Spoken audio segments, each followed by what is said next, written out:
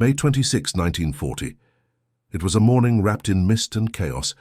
The northern French coastline stretched out as though holding its breath, bracing for what was about to unfold. Along the shores of Dunkirk, the thunder of artillery and the sharp rattle of machine guns filled the air. Overhead, the screams of German bombers echoed through the heavens, their heavy iron bodies cutting through the clouds like vultures hunting their prey. On the ground, the British Expeditionary Force, BEF, had become trapped, its soldiers cornered against the relentless sea, with the enemy pushing them relentlessly inland. The waters of the English Channel, once a lifeline, had now become the only barrier between the thousands of soldiers and the advancing German forces. A tight squeeze between enemy fire and the sea, where survival seemed like an impossible dream. Amid the chaos, one man made a decision that would defy convention, break protocol, and alter the course of the war. General Sir Harold Alexander, the commander of the BEF, stood on the beach, his uniform caked with the grime of battle. His eyes scanned the horizon, knowing that any movement could mean the end for his men. Yet there was something else that burned in his heart, something deeper than fear or defeat. It was a decision that no one, especially not a general, was supposed to make: a retreat. A move that defied the expectations of military doctrine, and one that was seen as a failure in the eyes of the higher command. A retreat was a dishonorable end, a sign of weakness, but Alexander, in the midst of the terror and confusion, knew that it was the only way to save his men. But why retreat? Why go against everything that military tradition had taught? The answer, hidden in the madness of that fateful moment, was a testament to Alexander's foresight and his understanding of the human cost of war. The German forces were closing in, a relentless storm of iron and fire that would crush any resistance. There was no time left for pride or glory. The mission had become survival. With the enemy pushing in from every direction, Alexander's orders came down. Hold. The line must be held, not for victory, but for the chance to save what was left of the BEF. But for that to happen, something had to change. The line could not hold forever. The soldiers of the BEF had to be saved, removed from the jaws of destruction before they were consumed entirely. By that evening, the first wave of evacuation had begun. The Germans had assumed victory was imminent, but what they didn't know, what no one anticipated, was that a plan had been set in motion, one that would turn the tide in an impossible situation. The evacuation at Dunkirk was unlike any other in military history. Against the backdrop of falling bombs and the roar of enemy fire, the unthinkable was happening. Thousands of men were being pulled from the very teeth of the beast. British civilian boats, unarmed and frail, rushed toward the shore in the dead of night, guided by the call of hope. These civilian vessels, many of which were barely more than fishing boats, cut through the choppy waters of the Channel, braving German fire and the sinking of their comrades to rescue the soldiers stranded on the beaches. Dunkirk, a place once destined to become a battlefield of complete annihilation, was now the birthplace of a miracle. But it was not a miracle born of luck. It was the result of one man's decision, one act of leadership when all hope seemed lost. The drama of Dunkirk, however, did not end with the evacuation. For General Alexander, the cost of that decision was only just beginning to take shape. Back in London, the British High Command, particularly Winston Churchill, faced pressure from all sides. The retreat, though essential to saving the BEF, was not seen as a victory. In fact, many questioned whether such a retreat could ever be justified. Despite the growing controversy, Alexander remained resolute in his actions. His belief in the men he commanded and the importance of saving their lives transcended the opinions of those who would critique his decisions from afar. His retreat was not the end of the battle. It was the first step in a larger war, a war that would drag on for another 5 long years. But in that moment, saving 300,000 men at Dunkirk was the singular, undeniable victory in a battle for survival. As the smoke of battle cleared and the last soldiers boarded the waiting ships, there was a sense of bittersweet victory. The retreat had been forbidden by the very rules of war, but it was also, in its own way, the greatest triumph of all, the preservation of an army, the preservation of hope, and the preservation of a fighting force that would return to battle again. The true weight of Alexander's decision would not be known until much later, when, at the end of the war, Dunkirk became the symbol of what could be achieved even in the darkest of hours. That forbidden retreat, that seemingly dishonorable move, had ensured that Britain would not surrender, that the war would not end with Dunkirk. And yet, what was to come next? The sheer magnitude of the German military machine, the terror of future battles, the devastation that was about to be unleashed remained a mystery, one that could only be revealed in time. But what Alexander had done in that crucial moment was something that would change the face of the war forever. He had given his men a chance to live, and that, in the end, might just have been the greatest victory of all, the retreat at Dunkirk. A decision deemed forbidden by conventional military doctrine had set in motion an extraordinary series of events that no one could have predicted. The Germans, convinced that victory was imminent, had underestimated the resilience of the men they sought to destroy and of the extraordinary resources that would come together to rescue them. For General Harold Alexander, this was just the beginning. The moment the first British soldiers were safely on the boats, his orders shifted from mere survival to something more strategic, the preservation of the British Army at all costs. But how was it possible to evacuate so many men from under the nose of an enemy that controlled the skies, the seas, and the land? The secret lay in an unlikely combination of factors: tactical ingenuity, a sense of urgency, and most importantly, the courage of the men and women who would not let their comrades die without a fight. But there was something more, something that would change the course of history. As the BEF retreated into the narrow confines of the Dunkirk beaches, they faced a unique logistical nightmare. The soldiers, who had been fighting a losing battle, had few supplies left, and no time to organize anything resembling a traditional evacuation. There was no time for the meticulously planned regiments or disciplined military movements. This was pure chaos, with soldiers pressed against one another, seeking anything that could float. But even in this chaos, there was an unexpected ally, the British Navy. At first, it seemed impossible that the naval forces, already stretched thin by the demands of the war, could afford to divert their resources to rescue so many men. Yet the Navy was not alone in this effort.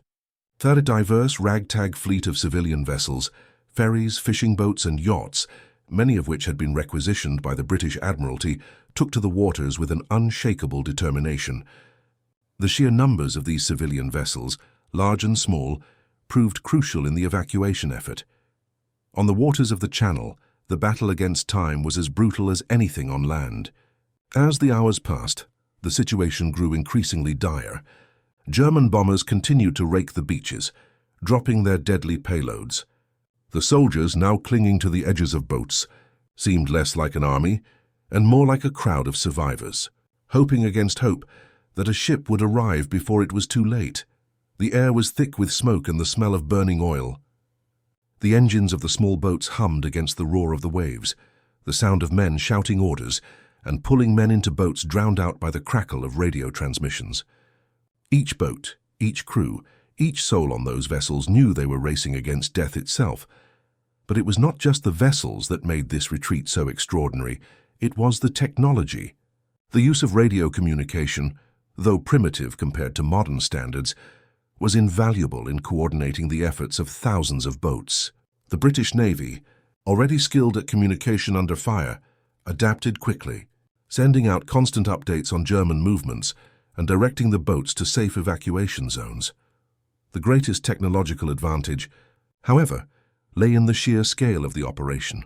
The logistics of moving over 300,000 men from the beaches of Dunkirk, with minimal loss of life, seemed impossible.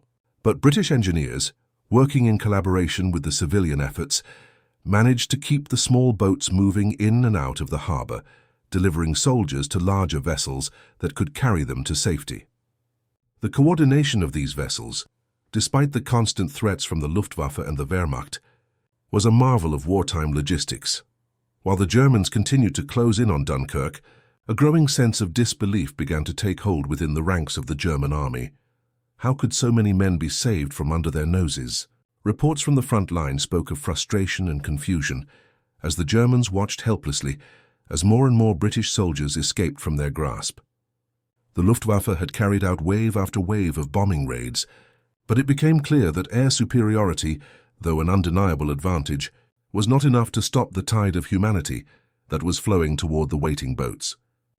The German officers were left to wonder, how could such a large-scale evacuation, one they had never anticipated, have succeeded? It was in the end a failure of imagination, an underestimation of the sheer tenacity and resolve of the men they were fighting against. Meanwhile, the British were not only fighting for survival, they were making history. Each soldier rescued, each boat that arrived on the shore represented a victory over the overwhelming odds stacked against them. But behind this victory lay a human cost that would haunt many for years to come. As the last boats began to leave the beaches of Dunkirk, the final tally was an astonishing one. Over 330,000 British and Allied soldiers had been rescued. The battle for Dunkirk was not won on the battlefield, but on the beaches, where men, driven by nothing but a desire to survive, fought their way through enemy fire to safety. The evacuation of Dunkirk would go down in history not as a retreat, but as a miraculous rescue that would later be remembered as the turning point of the Second World War. In the aftermath of the evacuation, General Alexander's decision to order a retreat, deemed by some as a failure, was now viewed through a different lens. The forbidden retreat had saved not only lives but the very future of Britain's military capability. The BEF would live to fight another day, and that in itself would prove crucial in the years to come. Dunkirk would become the rallying cry for Britain, the moment when defeat was turned into triumph and when the impossible became reality. As for General Alexander, his name would be forever associated with the decision to retreat, to save 300,000 men, and to turn a moment of despair into a symbol of hope. His actions at Dunkirk demonstrated something beyond military strategy, the belief that sometimes, in war, the best victory is the one you don't expect. The evacuation of Dunkirk, a momentary lifeline for the British and their allies, would reverberate far beyond the beaches of northern France.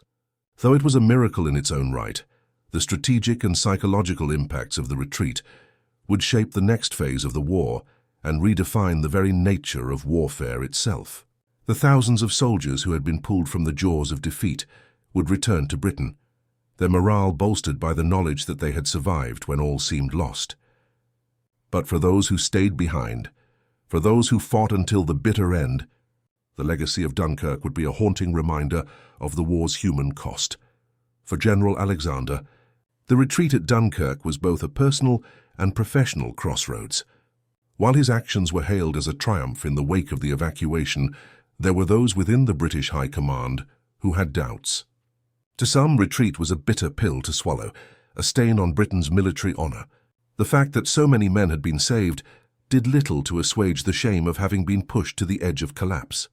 But Alexander's foresight in making that crucial decision to evacuate would soon be recognized as a masterstroke, a gamble that saved the future of Britain's war effort. As the British government turned its attention to the next phase of the war, the legacy of Dunkirk took root in the collective psyche of the nation. The British people, who had watched their men embark on the perilous journey across the Channel, now clung to the hope that their survival meant something more than just an escape. It was a sign that Britain would not surrender, that it would not bend in the face of overwhelming odds. The retreat, though painful, would become a symbol of British resilience, of an unbreakable spirit in the face of tyranny. Meanwhile, the Germans, though they had inflicted a decisive blow, found themselves grappling with their own questions. Despite having surrounded the BF and driven them to the brink of annihilation, they were left with a nagging sense of frustration. The Germans had been unable to stop the evacuation, despite their technological superiority and their mastery of the air. The British retreat, as humiliating as it might have seemed, had inflicted a psychological blow on the German military. The Luftwaffe, in particular, was left to wonder how their advanced aircraft had failed to halt the flow of soldiers to safety. The psychological toll on the German High Command was immense, and it would linger long after Dunkirk. The impact of Dunkirk was not limited to morale alone. It also shaped future military strategies. In the years following the evacuation, Britain's war effort would be fundamentally altered. The Royal Navy, bolstered by its success in Dunkirk, would focus more on amphibious operations and convoy tactics. The evacuation had proven that, even in the most dire of situations, The ability to mobilize civilian resources and coordinate large-scale evacuations could be the difference between life and death. It was a lesson that would be applied in future campaigns, including the D-Day landings, which would eventually turn the tide of the war in favor of the Allies. On the ground, the soldiers who had been saved at Dunkirk carried with them the lessons of that fateful retreat. The men who had fought and survived now faced the reality of war on a larger scale. They had seen the horrors of combat and experienced the brutal reality of retreat. But they had also seen something else: the power of unity, the strength of brotherhood, and the indomitable will to survive. These soldiers, hardened by their experiences, would go on to play crucial roles in the Allied victory. Many would fight in North Africa, Italy, and Normandy, where the lessons learned at Dunkirk would guide their actions in the battles to come. For the engineers and logisticians who had worked tirelessly to facilitate the evacuation, Dunkirk marked a turning point in military innovation. The operation had demonstrated the importance of flexible logistics, of adapting to an ever-changing battlefield. The contributions of these unsung heroes, the men who repaired boats under fire, who coordinated supply lines, and who kept the evacuation running smoothly, were integral to the success of Dunkirk. Their work laid the groundwork for the more advanced logistical operations that would be employed throughout the rest of the war. They too would leave a lasting legacy, their expertise shaping the Allied victory in ways that would not be fully understood until years later. Dunkirk also had a profound effect on the civilian population of Britain. The images of ordinary men, women, and children piloting civilian boats to rescue soldiers became ingrained in the national consciousness. These civilians, many of whom had no military training, put their lives on the line to save their fellow countrymen. The heroism of the little ships would go down in history as a testament to the spirit of the British people. It was not just an army that had been saved at Dunkirk. It was the heart and soul of the nation itself. But the war was far from over. Dunkirk had offered a brief respite, but the true test was yet to come. The Battle of Britain, the invasion of Normandy, and the push into Germany were all ahead. But the events of Dunkirk would provide the foundation upon which these future victories would be built. The decision to retreat had allowed Britain to regroup to fight another day. And when that day came, the soldiers who had been saved at Dunkirk would return to the fray, stronger, wiser, and more determined than ever. In the end, the forbidden retreat at Dunkirk was not a defeat, but a strategic pivot that changed the trajectory of the war. It was a reminder that, in war, the line between failure and success is often razor-thin, and sometimes the greatest victory comes not from winning the battle, but from surviving it. As General Alexander stood on the shores of Dunkirk, watching the last of his men board the boats, he must have known that the cost of his decision was immeasurable. The men he had saved would carry the weight of that decision with them forever. But in the grand sweep of history, Alexander's retreat would be remembered not as a failure, but as the moment when Britain stood tall in the face of annihilation and chose to fight another day.